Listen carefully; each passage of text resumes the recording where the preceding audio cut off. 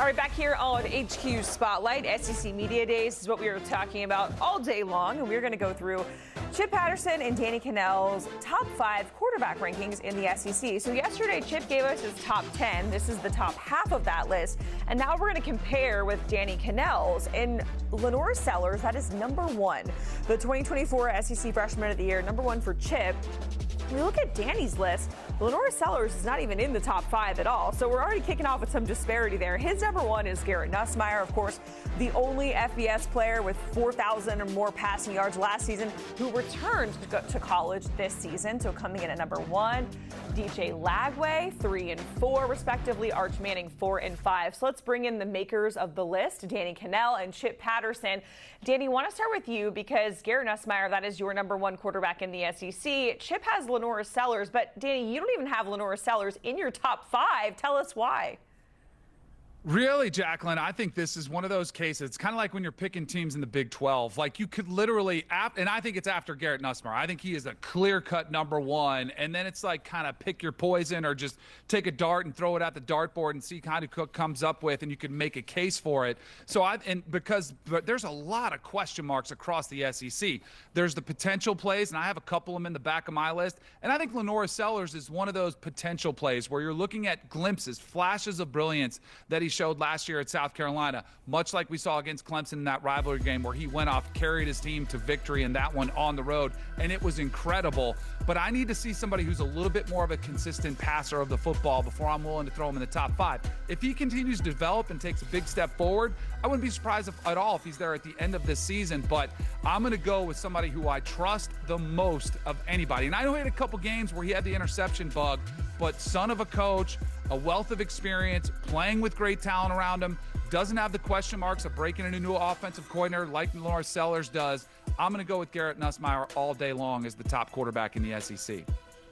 Garrett Nussmeier is probably the closest to his final form, but those 12 interceptions, which led SEC quarterbacks, all against teams with a winning record. So in the biggest games against the toughest opponents, he was making some back-breaking mistakes. That was how I split my tie and went with Lenore Sellers, who was not perfect, 65% passer, still had 7 or 8 interceptions as well. But the way that he played in the second half of that season, that 6-game winning streak that South Carolina rode, they were 3-3, nowhere near the college football playoff conversation, but you beat Texas A&M, you beat Oklahoma, you beat Missouri, and you beat your rival Clemson in a game that showed me everything that I needed to see from Lenore Sellers.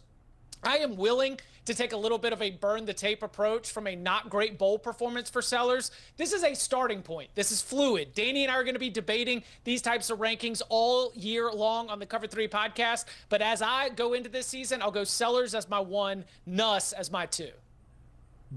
And I totally agree with you on the fact that those interceptions were a concern. It's one of the reasons I'm not bullish on Texas. I think Arch Manning could struggle similarly, but more importantly, I'm banking on that year of experience from start to finish. I think Nuss has been in there working, grinding the film, working on some of his weaknesses, watching some of those mistakes, realizing how it did cost him games like the A&M game that I think he eliminates and gets rid of those. And that's why I think he'll cement himself not only as one of the top quarterbacks in the SEC, but potentially coming out in next year's draft. All right, so let's make our way down Danny's list. Number 2, we have Wazoo transfer here, John Mateer. Chip, you had him 6, so just sitting outside of your top 5. DK, obviously you are higher on Mateer, so it's interesting to think, like, hey, is he going to maybe follow, like, the Cam Ward blueprint and then find all of this success? But do you think he's going to be the best Oklahoma quarterback since who? Our producer, Mike, he asked us, he's going to be the best since when. I'm like, what do you want me to go back all the way back to Baker Mayfield or Jalen Hurts? Like, you don't have to go do a couple number 1 overall draft picks and Heisman Trophy winners. I don't want to put that type of expectation on him. But where I had him number 2 was based on the body of work which he's had at Washington State. Now, I know it's a different league, and I do think there could be a learning curve there. But as far as what we've seen on the field to this point, it's been outstanding. He's, made great decisions with the football. And one of the favorite parts about this, and one of the reasons Oklahoma had this package deal, is we've seen these package deals work. I go back and think of Kalen DeBoer reuniting with Michael Penix back at Washington. Ben Arbuckle, the offensive coordinator who's coming with him from Washington State, there won't be that learning curve. So I think John Mateer, as far as learning the system, knowing where to go with football comfort level, will be very smooth. There is a massive question mark is how does he do against these SEC defenses, which is why I think John Mateer will be the most consequential player this year in the SEC. If he plays well, it probably cements Brent Venables' future there at Oklahoma. But if he doesn't live up to the expectations and he struggles coming to the SEC, it could be the end of Brent Venables. So I think from a pressure perspective and somebody who's going to have massive consequences as far as how he plays, John Mateer is at the top of the list. Did y'all just hear ACC academic honor roll Danny Kanell bring consequential to the table? That was awesome. Because I 100% agree. Like, that is Oklahoma, proud program, how John Mateer plays, huge impact on the future of the program. 100% agree there.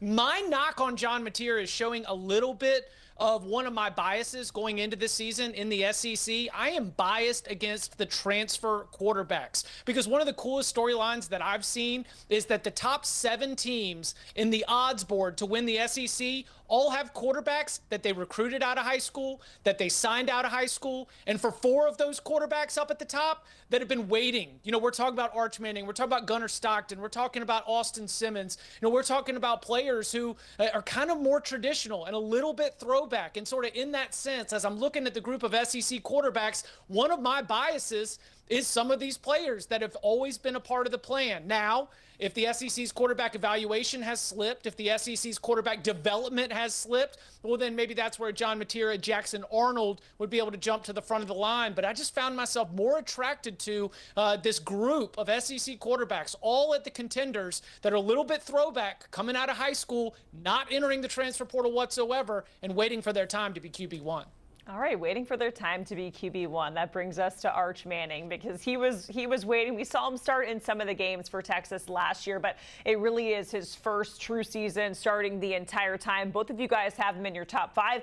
Danny at number 5, Chip at number 4. He's the Heisman favorite, and I hate to use the word overrated, right? There he is 7-1, but I don't know, Chip, are we maybe like overhyping him so much when we haven't seen him play an entire season, all him at Texas just yet?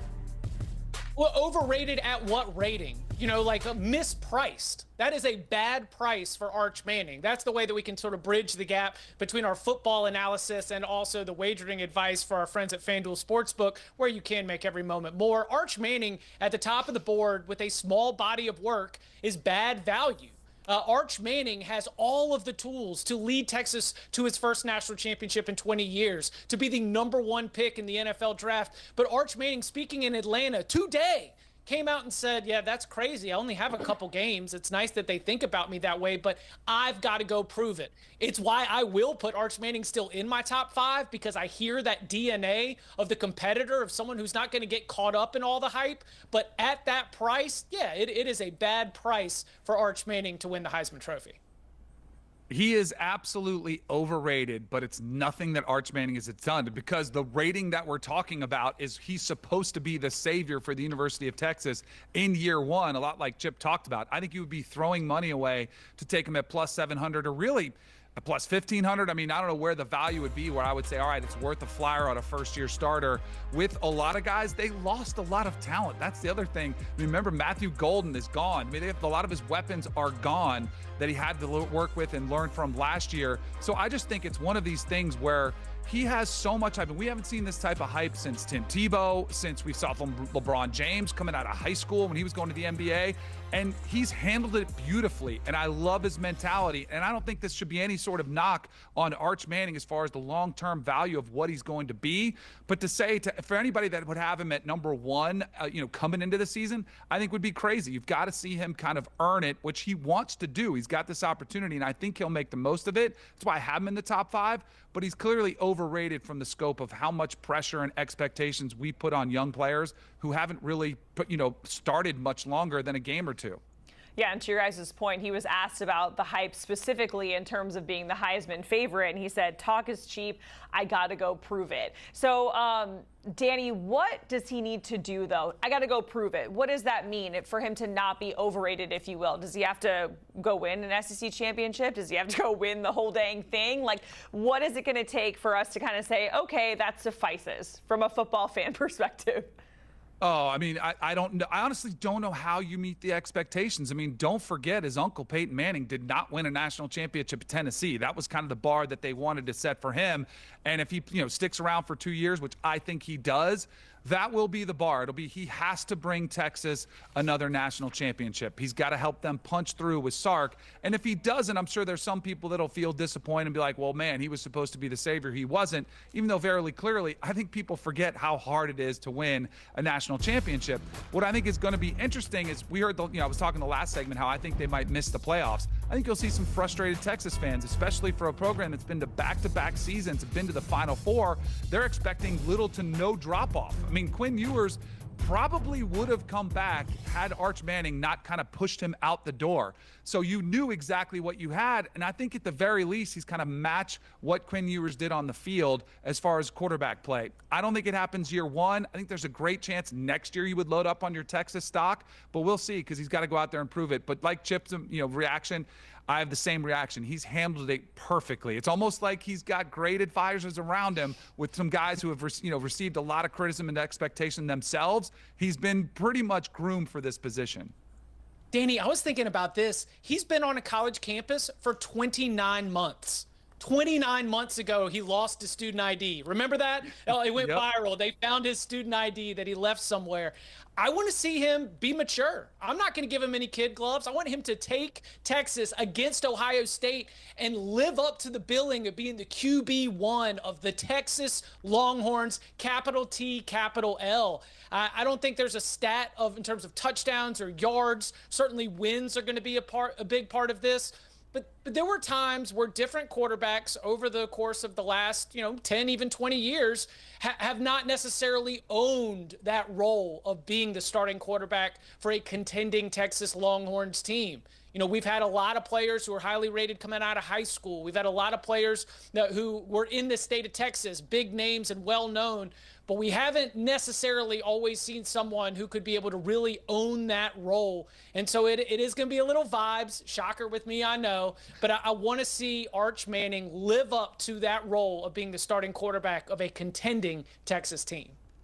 I guarantee you, after that game against Ohio State, the overreactions are going to be so off the charts because if he goes there and wins, those odds, those plus 700 are going to go to like minus 110. It's going to be insane, the amount of he's the savior. And if he loses that game, just like when he struggled his first spring game, then all of a sudden it's, he's overrated. The haters are going to come out. So that's the type of pressure and just the cauldron that he's going to have to deal with being the Texas starting quarterback with the last name Manning. Those reactions after that first game are going to be off the charts. But hey, if there's anybody that knows how to deal with pressure, overhyping, all of that, to your point, it is in his DNA to be able to handle that stuff beautifully. Danny, Chip, we certainly appreciate it, getting us even more excited for college football. And the conversation continues over on the Cover 3 podcast with Danny, Chip, and the crew. You can download, follow, listen wherever you listen to your favorite pods, or you can watch right now by scanning that QR code on your screen.